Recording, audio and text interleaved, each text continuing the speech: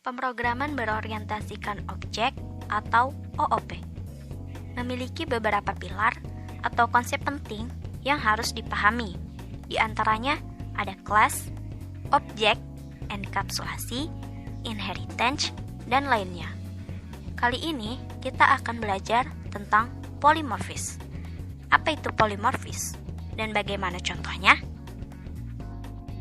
Polymorphis dalam OOP adalah sebuah prinsip di mana class dapat memiliki banyak bentuk metode yang berbeda-beda meskipun namanya sama. Polymorphis pada Java ada dua macam. Yang pertama, static polymorphis atau polymorphis statis. Yang kedua, dynamic polymorphis atau polymorphis dinamis. Beda dari keduanya terletak pada cara membuat polymorphisnya. Polymorphis statis menggunakan metode overloading, sedangkan polymorphis dinamis menggunakan metode overriding. Mari kita bahas perbedaannya lebih detail. Metode overloading. Metode overloading terjadi pada sebuah kelas yang memiliki nama metode yang sama, tapi memiliki parameter dan tipe data yang berbeda. Kata kunci yang perlu kamu ingat, dalam satu kelas, nama metode sama, tipe data, dan parameter beda.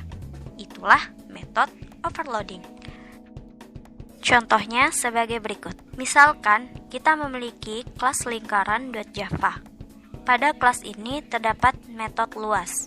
Nah, si metode luas ini bisa saja memiliki parameter yang berbeda. Misalnya, kita ingin menghitung luas berdasarkan jari-jari atau radius atau diameter. Maka kita dapat membuat kelasnya seperti ini. Coba perhatikan. Kelas lingkaran memiliki dua metode yang namanya sama, yakni luas. Tapi parameter dan tipe datanya berbeda. Dan juga isi atau rumus di dalamnya berbeda. Inilah yang disebut polymorphis statis. Sudah paham kan? Lalu polymorphis yang dinamis seperti apa? Polymorphis dinamis biasanya terjadi saat kita menggunakan pewarisan inheritance dan implementasi interface.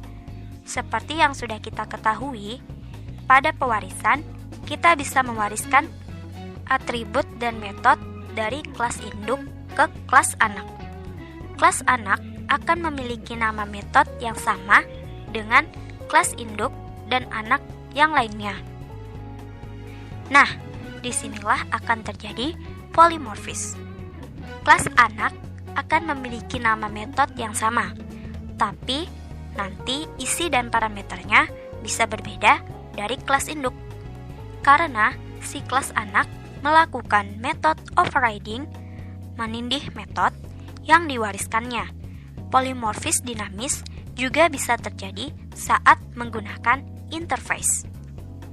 Oh iya, buat kamu yang belum tahu interface adalah kelas kosong yang berisi nama-nama metode yang nanti harus diimplementasikan pada kelas lain. Dalam pengimplementasiannya, bisa saja tiap kelas akan mengimplementasikan secara berbeda dengan nama metode yang sama. Jadi, polymorphis statis hanya terjadi dalam satu kelas saja.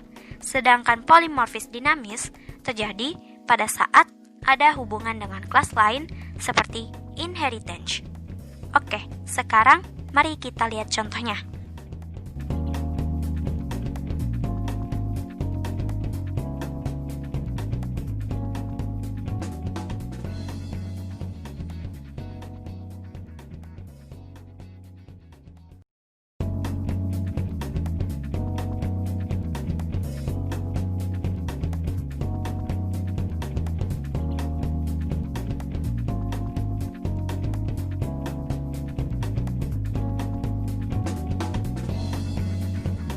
Polymorphis tidak sulit dipahami.